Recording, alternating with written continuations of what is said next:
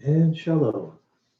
So now we're going to move on to the Ketuvim, the writings, and today we're in Second Chronicles 35. That's Second Chronicles 35, verses 16 to 19. And it's talking about the reign of Yoshiah, or Yoshiahu, who is reinstituting, after the finding of the Torah in the temple, which he had to have cleaned up, the Moedim, the festivals. In particular, the first one that comes up here is Pesach, or Passover. And it comes down to all the Kohanim and the Leviim have been stationed, including the singers. Everyone's ready, perform the duties. And in verse 16, thus, and they've been doing all the duties. They're going through, doing the celebration, making the sacrifices. Everyone's celebrating Pesach. And it says here, thus all the service of Adonai was prepared the same day for observing Pesach and offering burnt offerings on the altar of Adonai, in accordance with the order of King Yoshiahu. It's great when you have a good king who wants to follow God, right?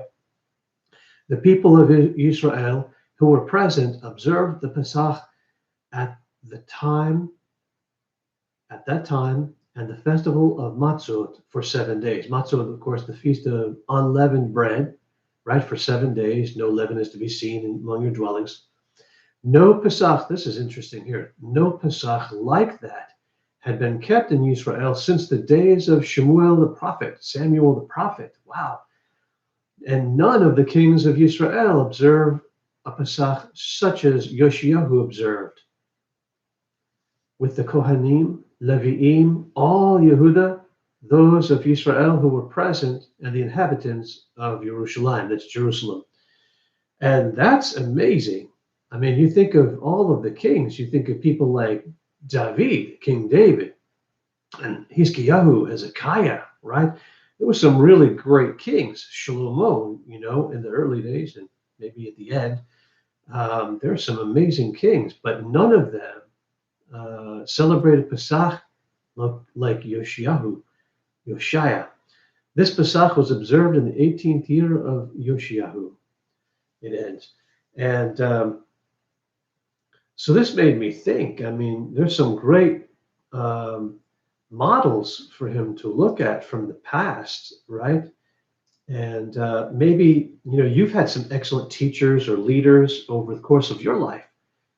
And such people deserve your respect and gratitude, for sure.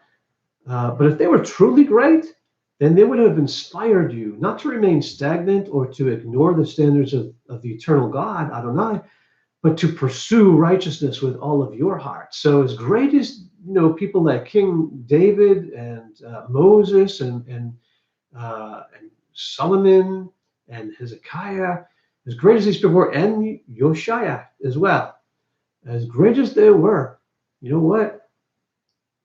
You can do better. Put your heart into it. He deserves your best. Amen. Have a great day. Shalom.